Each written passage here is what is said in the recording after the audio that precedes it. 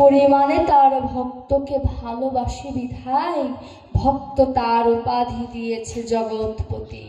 তুমি জগতের নাথ, তুমি কাঙালের ঠাকুর, তুমি কাঙালকে উদ্ধার করবে বলেই তুমি ধরাধামে নেমে এসেছো। যদি প্রশ্ন করি, আচ্ছা তুমি কি শুধু বলছো কাঙালের ঠাকুর, তুমি কি সত্যি কাঙালকে উদ্ধার করো? তুমি কি সত্যি কাঙালকে উদ্ধার করো? যদি প্রশ্ন করি, শাস্ত্রকার প্রমাণ দিয়ে দেবেন। কেমন করে? পুরী ধামের জগন্নাথকে দিয়ে প্রমাণ করে দেবেন। এক বুড়িমা ছিলেন, তিনি হতদরিদ্র। তার বাসস্থান তেমন পরিপাটি নয়, বসার মতো জায়গা দেবে এমন বাসস্থান তার নেই, কিন্তু হৃদয়ে ছিল অপ্রাকৃত প্রেমধনের মাধুর্য, যা আমার ভগবান ভালোবাসে।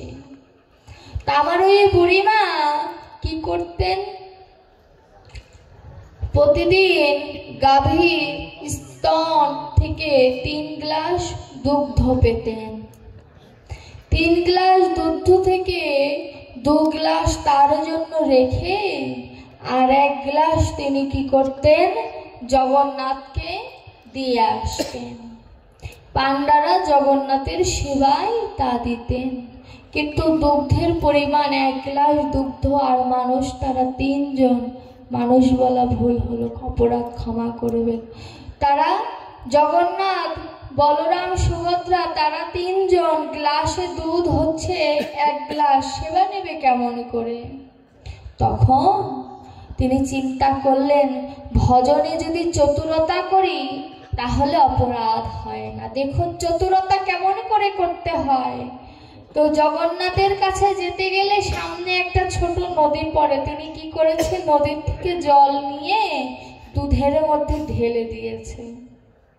ঢেলে দিতে আরো দুধ বেশি হয়ে গেল, যেটা আর কি আমরা করি গৃহস্থকে ঠকানোর জন্য, ভক্ত ভগবানকে ঠকানোর জন্য এই ব্যবস্থার পরিকল্পনা করলেন। জগন্নাথ তো জাগ্রত, জগন্নাথ হাসছেন যে এমনও ভক্ত হয় জগতে সবাইকে ঠকায় শুনেছি, আমাকে ঠকানোর চিন্তাধারা এসেছে মনে, বাহবা দিচ্ছেন। আচ্ছা ভক্তটা কেমন একটু পরীক্ষা করতে হয়। তার বুড়িমা মনে মনে বলছে, কপটতা করি আর চতুরতা বা চুরি করি, তোমার মন্দির ছাড়া আমি অন্য কোথাও যাব না।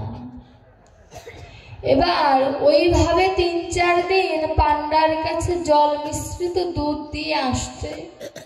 এবার কিছুদিন পরে জল মিশাতে যে জলের সাথে ছোট্ট একটি মাছ দুধের ভিতরে চলে গেছে। হরি বল। বুড়িমা তো বয়স হয়ে গিয়েছে, চোখে ভালো দেখে না, বুঝতে পারেনি যে জলের সাথে সাথে ছোট্ট একটি পুঁটি মাছ চলে গিয়েছে।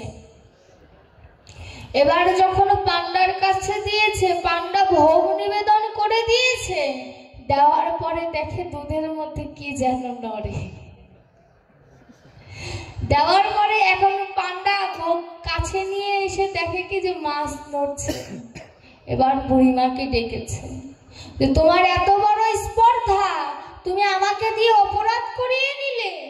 আমি জগন্নাথের কাছে মাছ সহ দুধ দিলাম, আমার অপরাধ হয়ে গেল তোমার কারণে, তুমি আর কোনোদিন মন্দিরে আসবে না।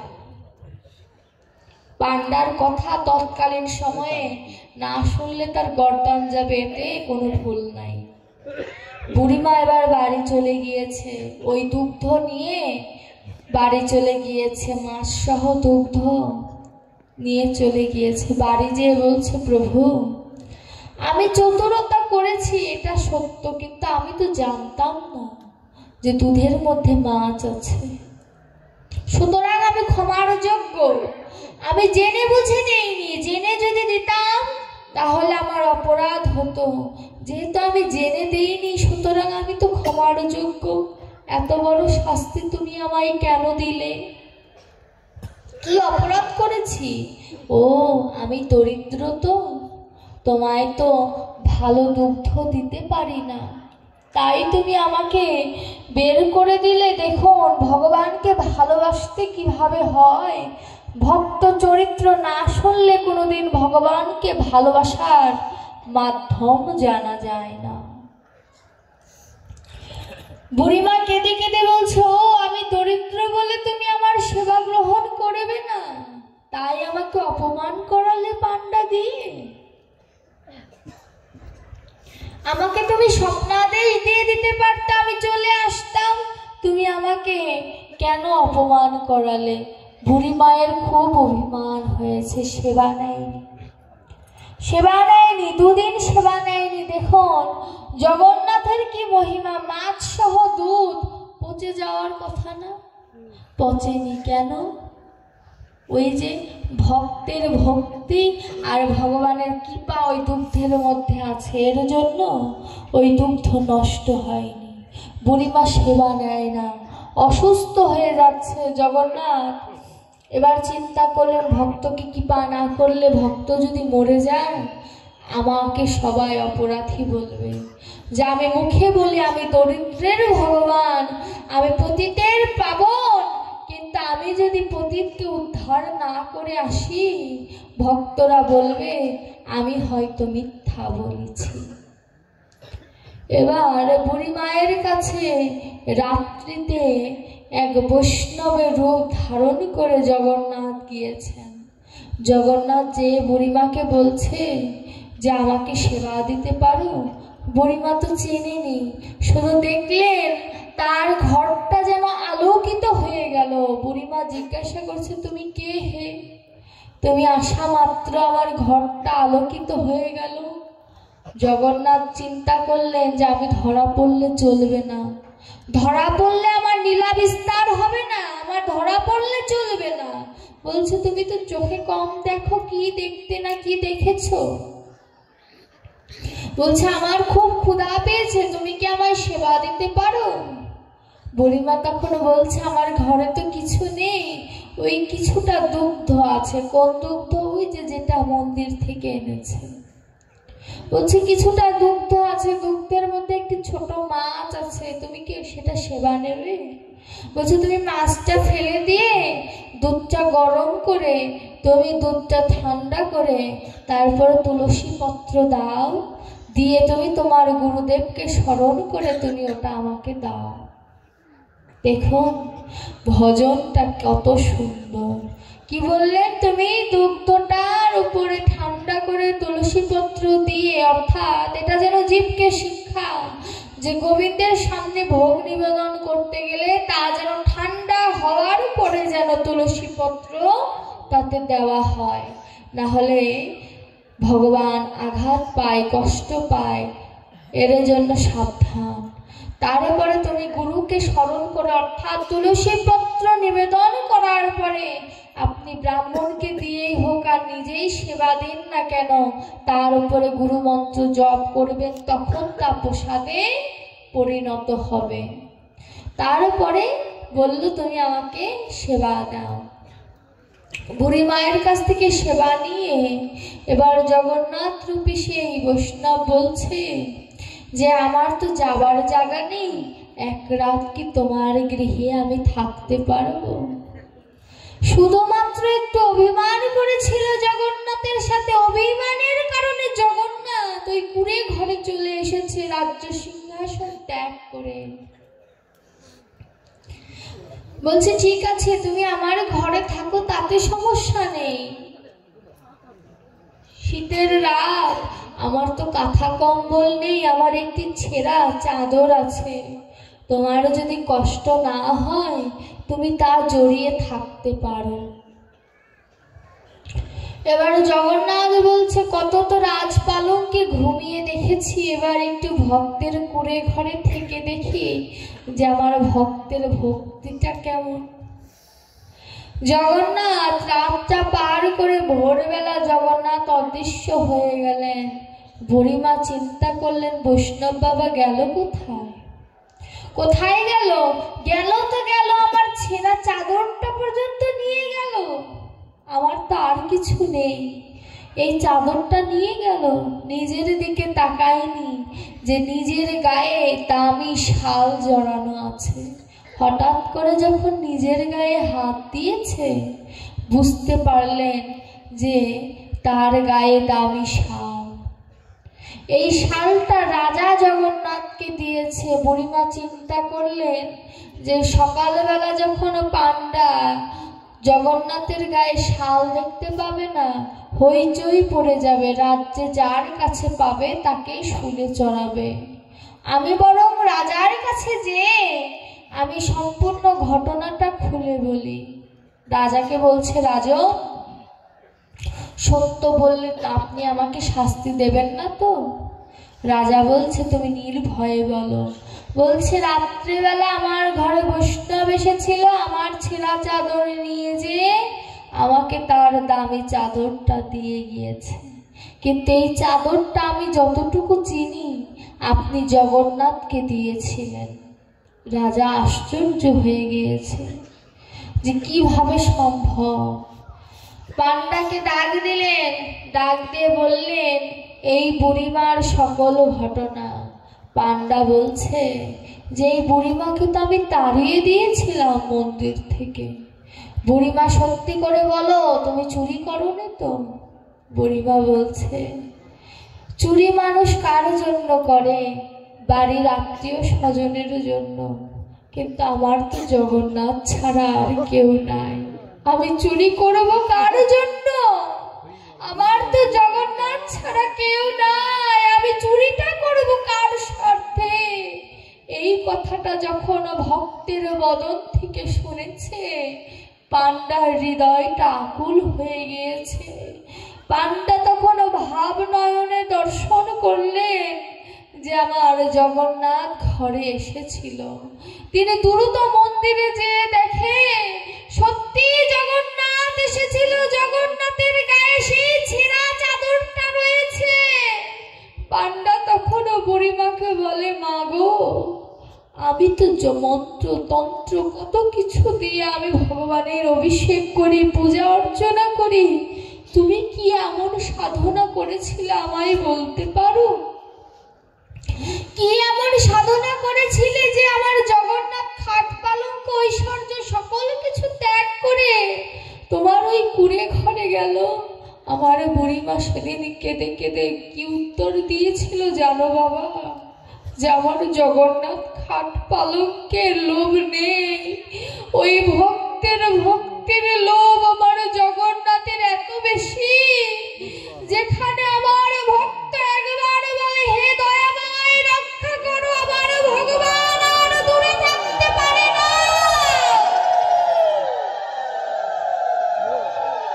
আমার ভগবান আর দূরে থাকতে পারে না।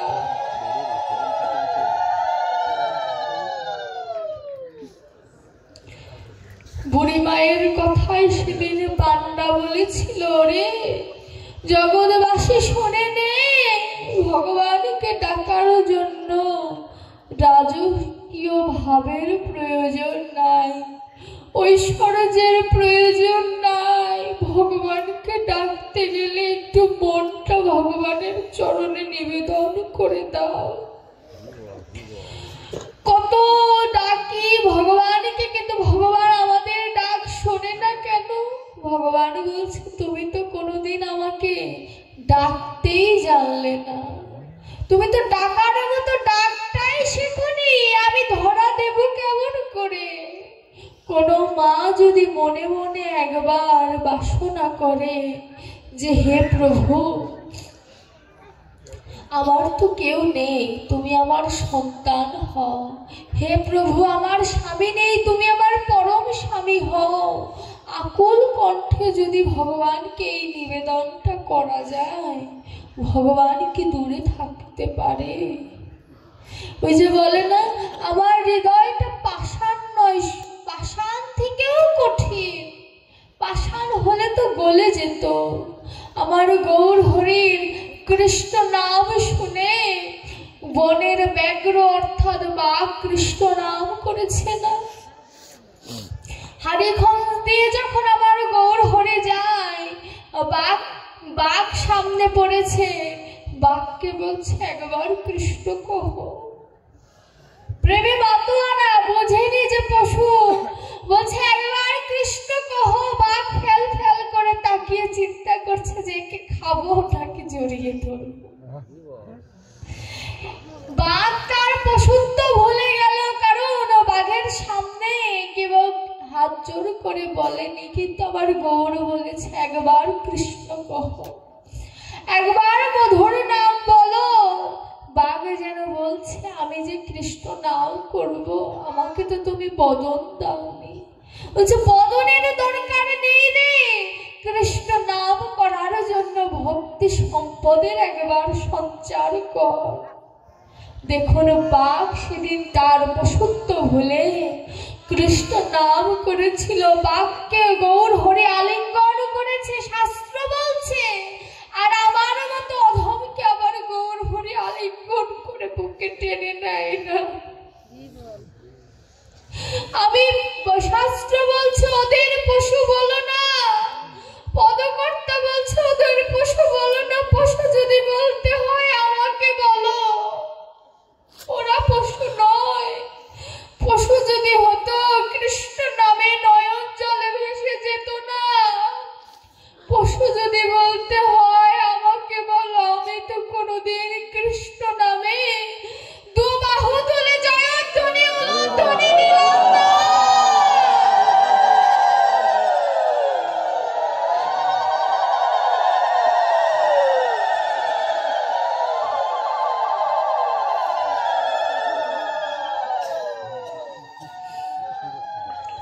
পশু যদি বলতে হয় আমাকে বলো।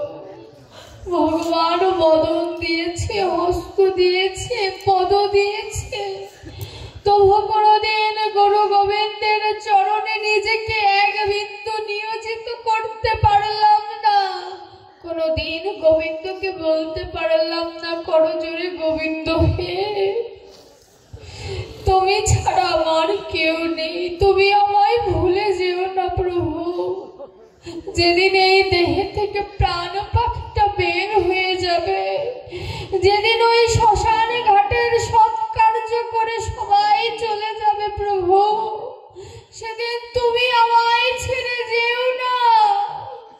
বলবে তা আমি তোমায় কোনোদিন ডাকিনি, সন্তান তো অপরাধ করবে, তুমি তো জগতের পিতা, তোমার ক্ষমা করাই কর্তব্য। দয়াময়, তুমি কি দয়া করবে না? মুখের কথা, কথার কথা বললে হবে না, আমি যেমন করে বলছি এমন করে বললে হবে না। মনের আকুতি সহ যদি কোনোদিন ঠাকুর ঘরে বসে গোবিন্দের চরণে তুলসীর পত্র আর নয়ন জল দিয়ে যদি নিবেদন করা যায়, যেদিন সবাই ফেলে আসবে সেদিন আমার গোবিন্দ ফেলে যাবে না। সেদিন আমার গোবিন্দ বলবে, ওরে ভক্ত সুসময় আমায় মনে করিস আর না করিস, দুঃখের সময় আমায় মনে করিস, ওই দুঃখের সময় আমি তোর ঢাল হয়ে পেছনে দাঁড়িয়ে থাকবো। কেউ থাকুক আর না থাকুক, আমি গোবিন্দ ভগবানকে সাক্ষী রেখে বলে গেলাম যে কোনো ভক্ত যদি বিপদে পড়ে, ভক্তের পাশে যদি কেউ না থাকে, আমি গোবিন্দ তার জন্য নিজের দেহটা এই মাটিতে পেতে দেব।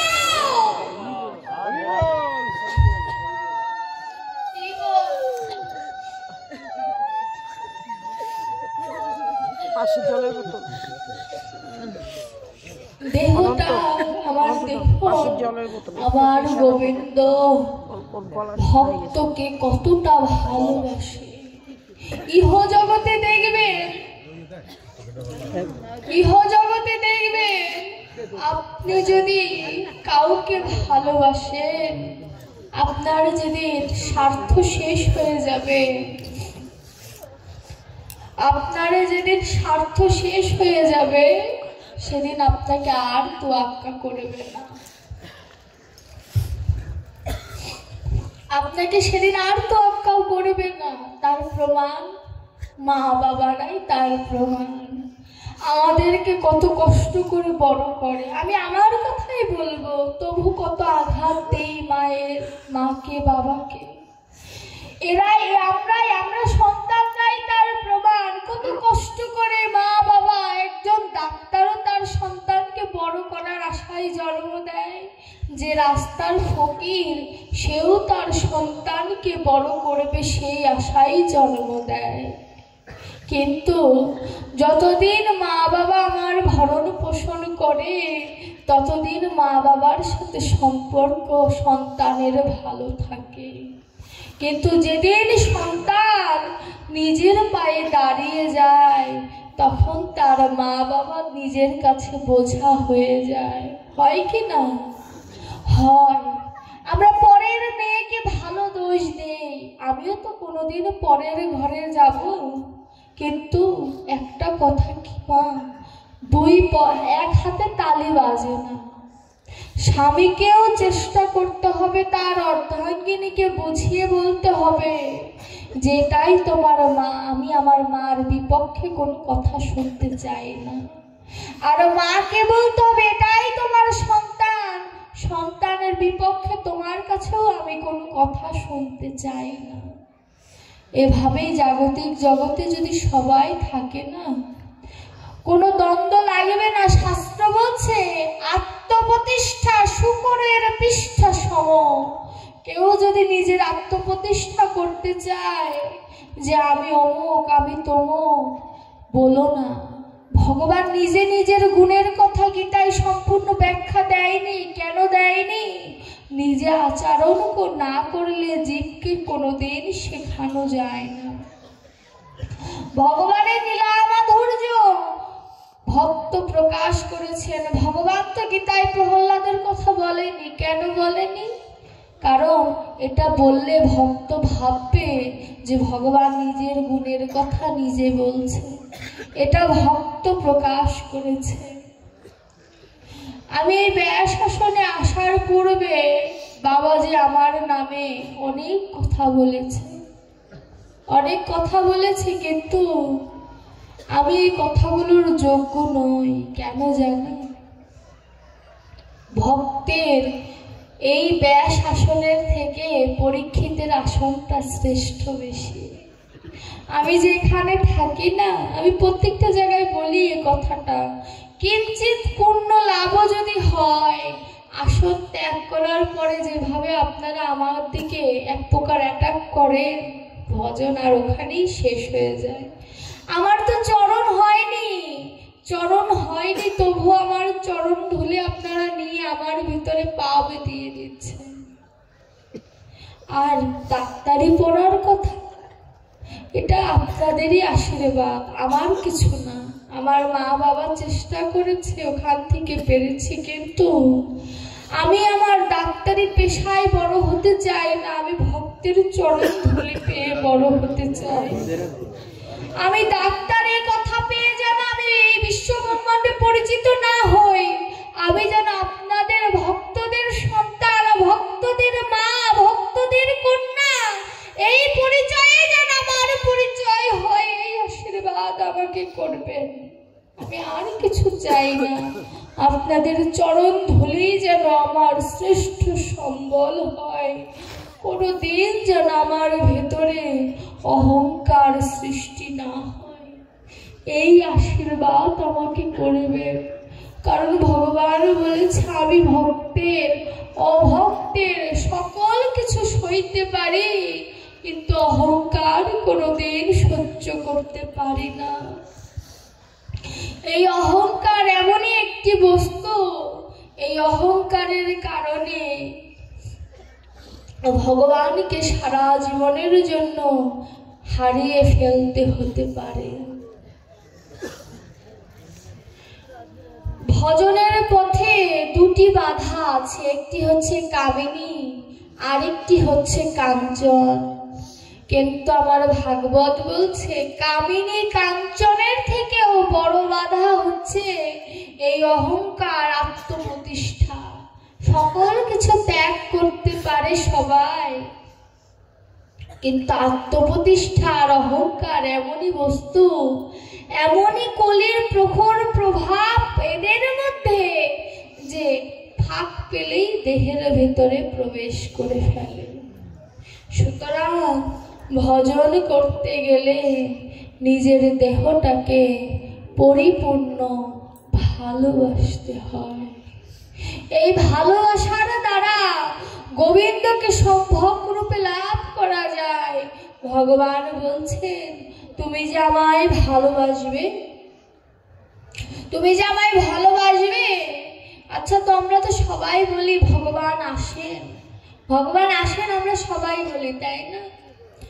অন্য কোনো ধর্মে কথাটা বলা নেই যে সৃষ্টিকর্তা আসেন, শুনেছেন?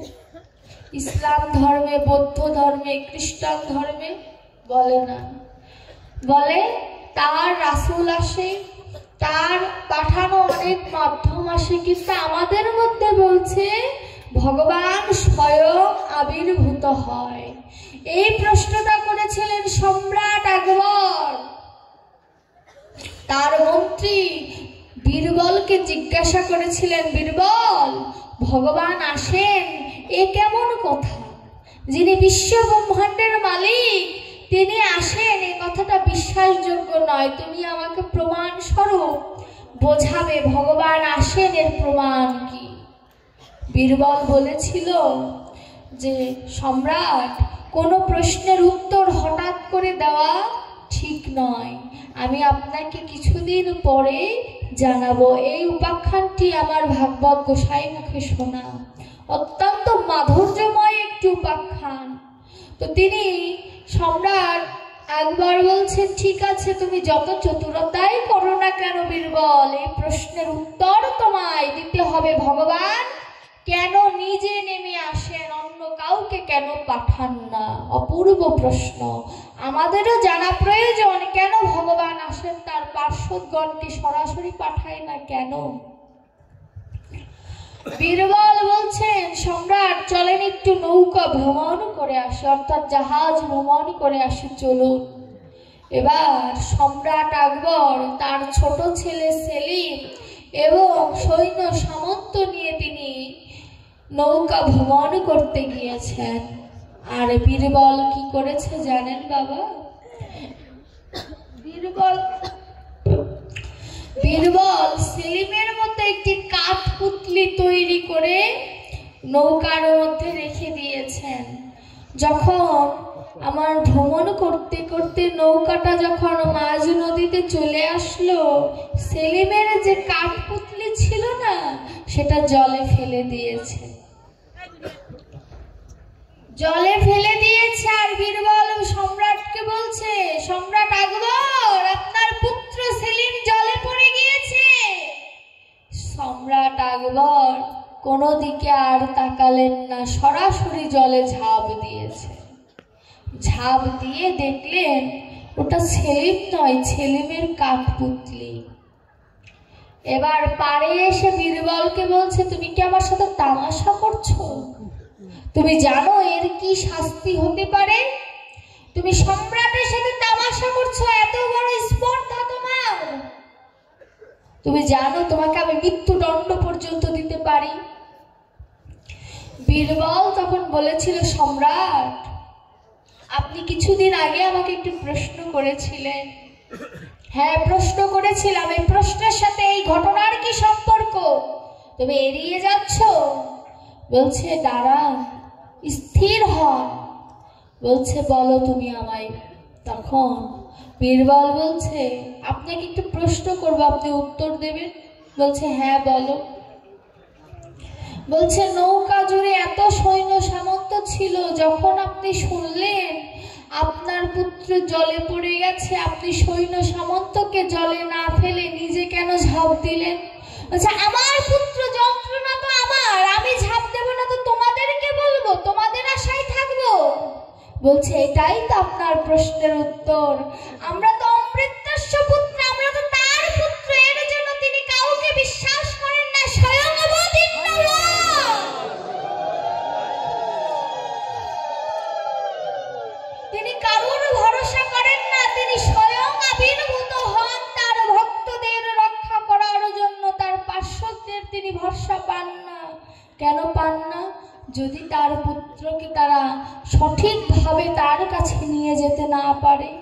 সম্রাট আকবর জলে নেমেছিল, তার পুত্র তার কষ্ট, ভগবানও তেমন নিচে নামে, তার পুত্র তার বেদনা। আমার ভক্ত, আমার শাস্ত্র এমন উদাহরণ দেয় যা বৈজ্ঞানিক সম্মত, যা শাস্ত্রসম্মত, যা বানোয়াটি কথা নয়। সম্রাট আকবর তৎকালীন সময়ের সম্রাট, বুঝেন, মুসলমানদের মধ্যে তৎকালীন সম্রাট মানে বিশাল কিছু। এই সম্রাট আকবর সনাতন গোস্বামীর কাছে এসেছিল। সনাতন গোস্বামীর কাছে এসে তার ভিতরে কিঞ্চিত অহংকার হয়েছিল। কেন? সনাতন গোস্বামী একটি গাছের নিচে ছেঁড়া বস্ত্র পরে মাথা মুন্ডন